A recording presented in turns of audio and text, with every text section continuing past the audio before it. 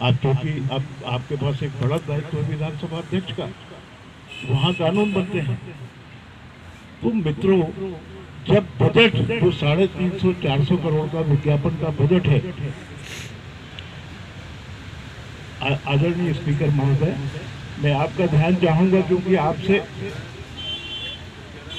आदरणीय स्पीकर मैं आपका ध्यान चाहूंगा क्योंकि आपको हमारी ये बात उठाना है कि जब विधानसभा में बजट पास हुआ और नियम है, सरकार ने गजट नोटिफिकेशन कर रखा है कि विज्ञापन के बजट का 50% लघु और मध्यम समाचार पत्रों को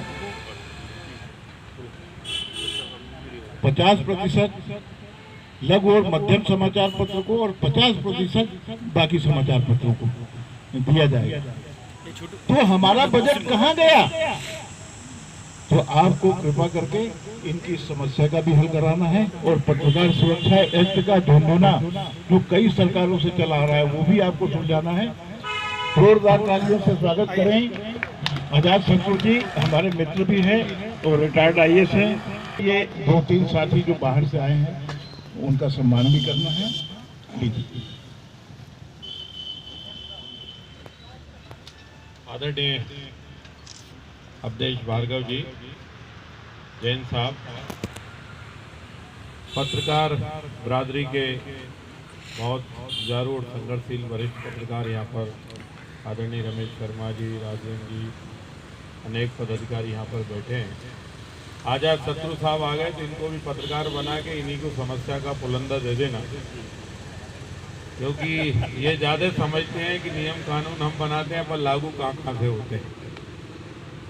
इसलिए समस्याएं तो होती हैं, पर जब हमको ये सब चीज़ें मिली तब कोरोना भी साथ में मिला और कोरोना संक्रमण के कारण बहुत सी चीज़ें जो हम लोग चाहते थे भी या सरकार जो चाहती थी उसको हम पूरा नहीं कर पाए।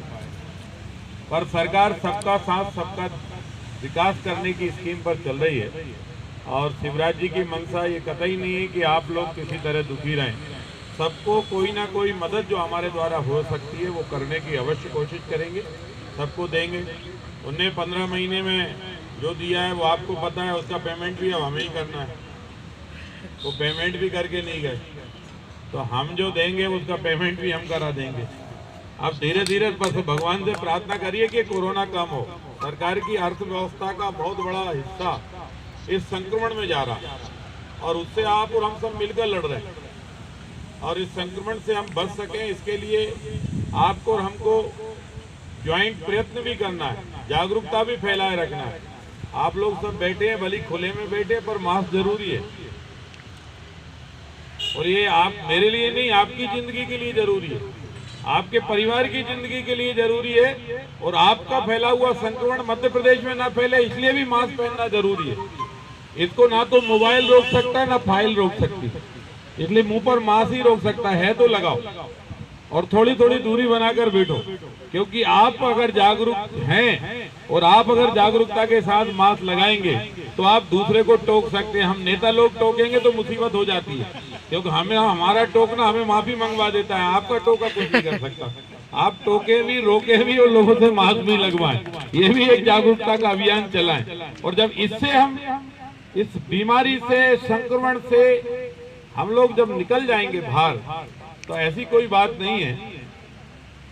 आप सब लोग मुख्यमंत्री जी से भी भली भांति परिचित हैं, पूरे मंत्रिमंडल से परिचित हैं, सरकार से परिचित हैं, मुझसे भी परिचित हैं। जो आप लाइन बनाएंगे हम उसका पालन करेंगे, आपसे दूर नहीं है, पर उसमें आपका सहयोग भी लेंगे, उसमें आपका मार्गदर्शन भी लेंगे और आप इसके हिस्सेदार रहेंगे। इससे आपको थोड़ा नहीं जाएगा, जो नियम प्रक्रिया है उसका भी ध्यान रखा जाएगा।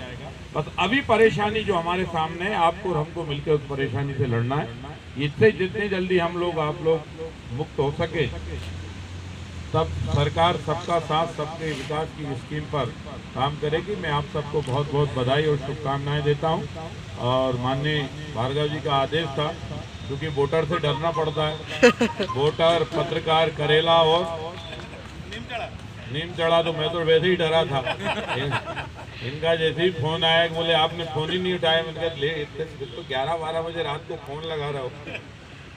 फिर भी चलो हुकुम करो। बोले आपको आना है, हमें मना भी नहीं कर सकते कि नहीं आना। पर मेरी चूंकि मैंने भाई साहब को पहले बता दिया था 1 बजे हमारी विधानसभा में एक मीटिंग है, तो उसमें मैं क्षमा चाहते हुए जाता हूँ।